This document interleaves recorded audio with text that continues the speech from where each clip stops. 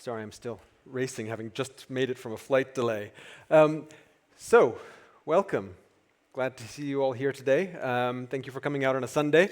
And I wanted to talk to you a little bit about not just the future, but also what's going on in NFTs today, and to think about what's going on in the current market, and what are some of the things that we can be doing and thinking about to really continue innovation in the sector. So first of all, I thought it's kind of ironic that we're having this event today because apparently NFTs are dead. That's what I read, at least on the internet. And as we know, we can believe everything that we read on the internet. I won't make any jokes about whether Rolling Stone's dead or not. But NFTs decidedly are not dead in my view. And why are they not dead? They're not dead because this perspective tends to come through the lens of trading. And NFTs, in my view, are so much more than simply a commodity to be traded through a screen. But we have often been distilled down to this as far as a narrative in the media goes, because this has been where a lot of the activity has been. And we won't talk about the lack of creator royalties on Blur and what that has done for the NFT community, which I think is atrocious. But the summary is that you end up with charts that look like this. And this makes people feel sad, because it feels like what happened to all of that activity that we had, all those royalties, all that trading revenue, it's kind of gotten slow around here. So I think it's time to think about where we really are, okay? And I think one of the places that we can do that is thinking about PFPs, one of the most popular forms of NFT. And this is the Bored Ape Yacht Club, often considered kind of the Dow Jones Industrial Average of NFTs, if you will, the blue chip floor price of the Bored Ape Yacht Club.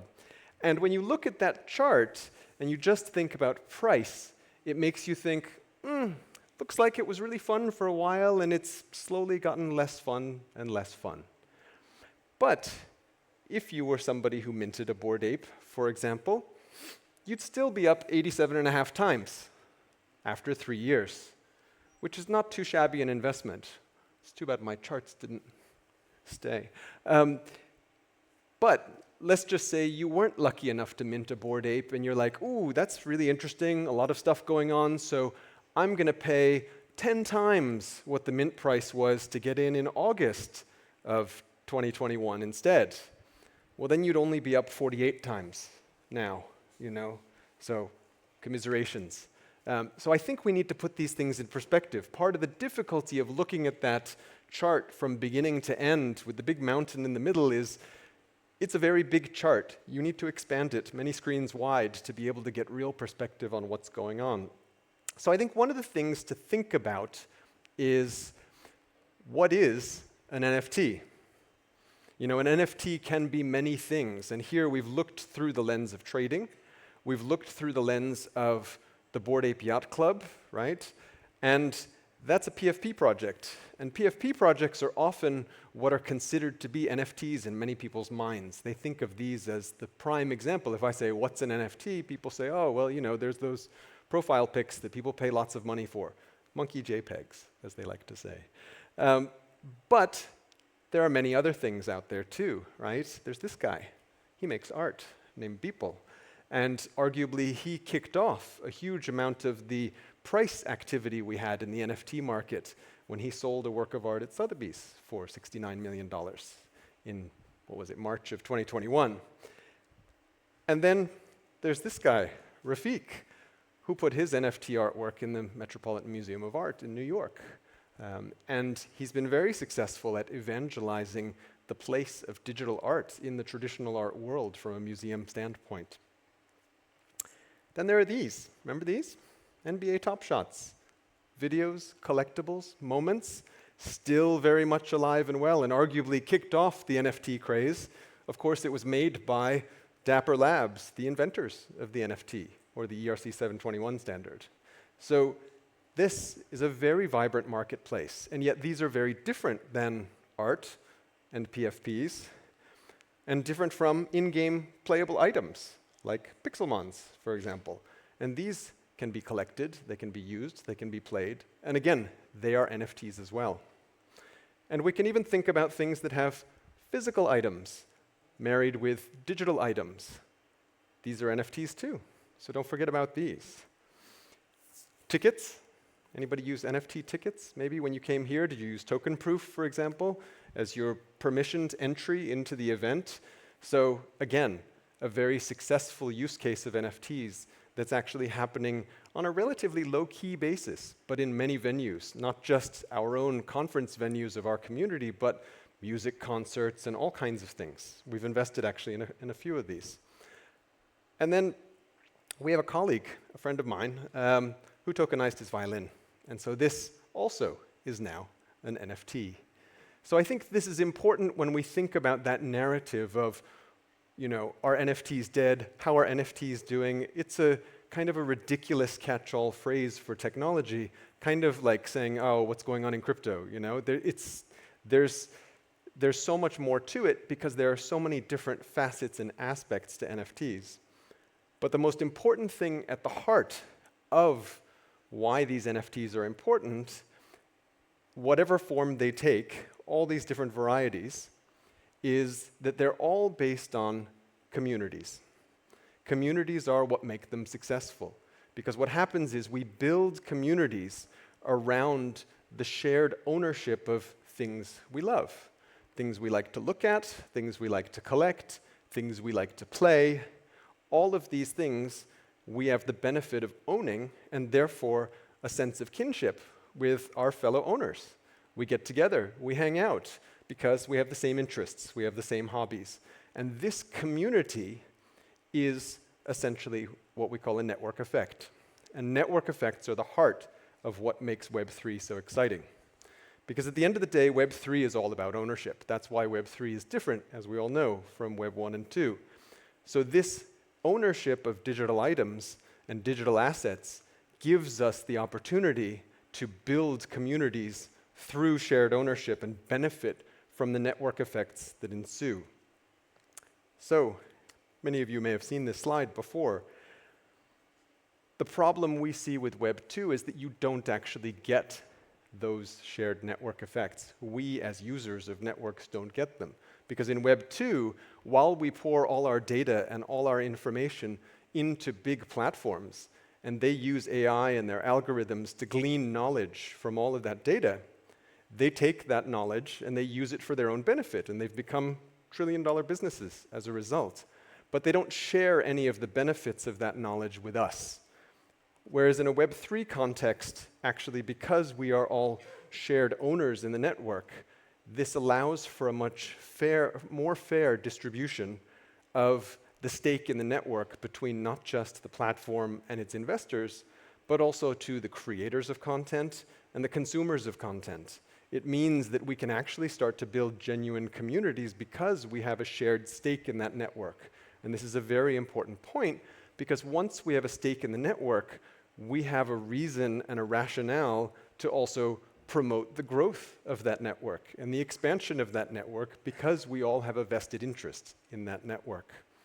And this goes back to the sort of history of charting out network effects, which began originally in the world of television and radio. The idea that we could broadcast from one point to many people for the first time. And then when the internet came along, the idea of being able to do peer-to-peer relationships and communication became very exciting. And we started to understand that the incremental addition of each new person to the network would result, in a square, basically, of the value to the network, because as the network grew, that incremental person added more value than just their single entity. But we reached a point about a decade ago, 15 years ago, when Facebook hit 100 million users, when the theory actually evolved.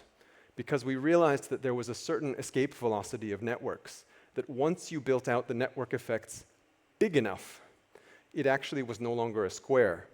It was an exponent. It basically became n, because the value of a network beyond 100 million people becomes parabolic, essentially. And that's why we see such immense power of network effects in social media networks, messaging platforms, online app stores for games, of which there are mostly two.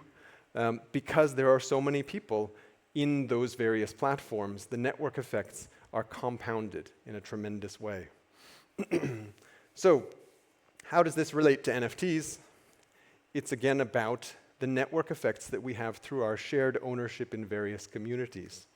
And so what I'd like to do is maybe leave you thinking about a couple of different examples of how this might work when we think about the shared network effects of ownership in entertainment. So let's talk about Pixels for a minute. Some of you may have played Pixels or heard of it. It's a well-known Web3 game. It's a farming sim. And it's been very successful over the last year, particularly, although it's been out for a couple of years. It's very cute. I love the art style personally.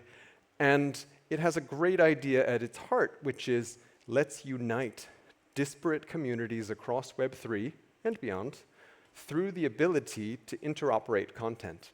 And interoperability from the perspective of Pixels is relatively straightforward. It says if you have an NFT, bring your NFT to the game, and you can use that NFT as your avatar. So as a result, we see a wide diversity of characters inside the game. And the art style suits having lots of, different art styles, and it's a little bit crazy looking, but that's the fun, right? The idea is when you go and you show up in the game, hey, they're my friends, my fellow apes, or my fellow, Kongs, or whatever it is. I can hang out with my tribe because they're all here and I can recognize them. Or I'm here as my avatar because you recognize me from social media, where it might be my profile pic. The ownership and the representation of your personal assets in this very communal space is important.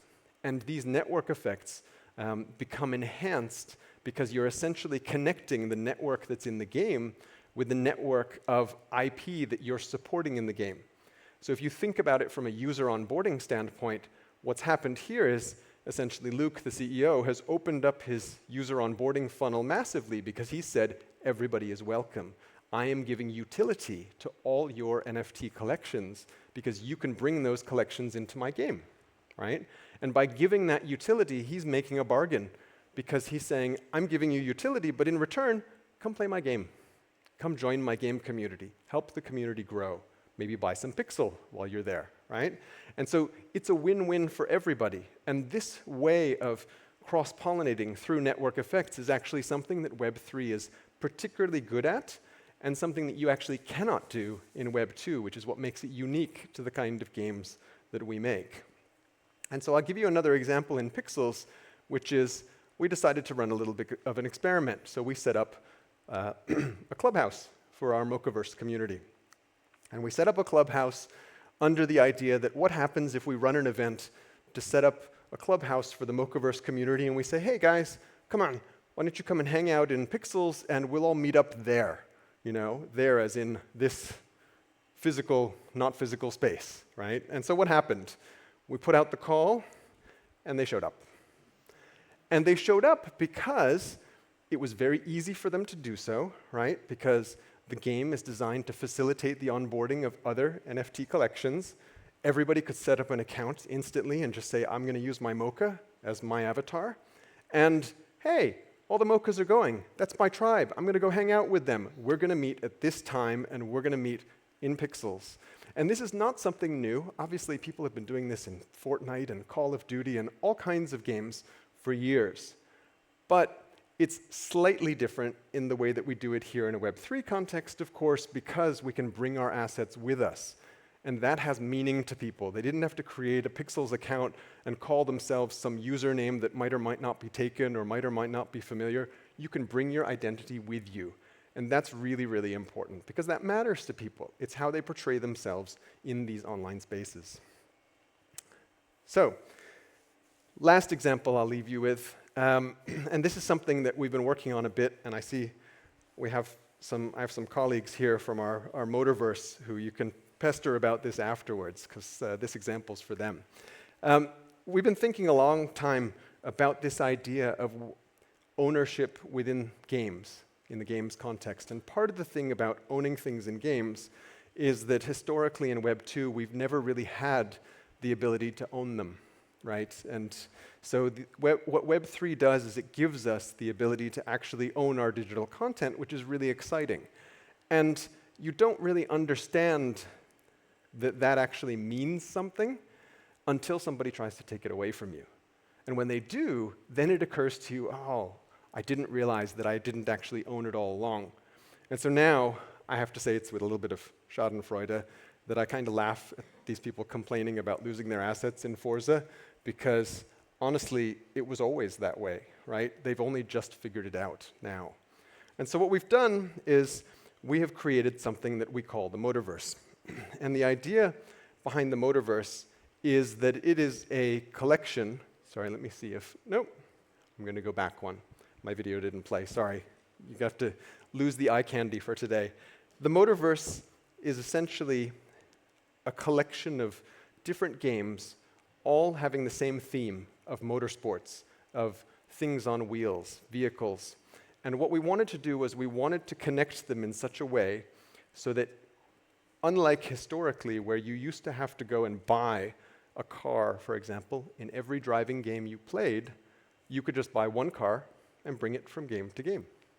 Because in the same way that we think about offering utility in pixels for people's avatars, we want to offer utility for people's cars. And so why not, if you're in the virtual world and you drive a car, why shouldn't you be able to take your car from game to game to game and metaverse to metaverse? Because it's your car, right? Just like in the physical world, you should be able to drive wherever you want, not just on the roads that Ford or BMW tell you can drive on, right? But that's the kind of Web 2 game world that we have now. So we created something that we call the Motorverse. And the Motorverse is essentially a group of different titles that all have interoperability of game assets, because the idea is that you can use your car or your bike in whichever environment you like. Because as a player, I always thought that the fun part actually is being able to race against your friends. But you may not always want to race, Formula 1 cars against Formula 1 cars. You may want to race them against bikes or street cars, or, it should be up to the player. So if you have fun stuff, why not be able to bring the fun stuff with you from place to place? And we started particularly with cars because when you think about playable content interoperability, it's very hard. People at events like this will always bring up sort of the negative example. They'll be like, well, why would I want to use my dragon-slaying sword in Call of Duty? Because they don't match, right? And that's true. You have to think about playable assets going into games where there's a good rationale and it makes sense. And this is why we wanted to start with cars, because cars operate in roughly the same way in every kind of game that you use cars. They drive on roads, they don't fly, there's lots of commonality. And so it's a good place to start to be able to demonstrate interoperability. But interoperability is very hard, and so I'm going to leave you with a plug for something that we have contributed a lot to, which is called the Open Metaverse Alliance for Web3, or OMA3, and this is a non-profit consortium. And the goal of this consortium, and it's composed of 90+ companies in the Web3 industry, is to build interoperability standards that are open sourced for all of us as a community to use. And so I would encourage all of you, please, if you are not already members, go to the website, join, and then come and participate in the working groups. Help us solve these difficult problems, because honestly, it's not easy. Figuring out how playable content moves from one game to another is extremely difficult. And so we would welcome all the smart people that we could to help us in this journey. So thank you very much. Have a great week here in Brussels, and I look forward to seeing you soon.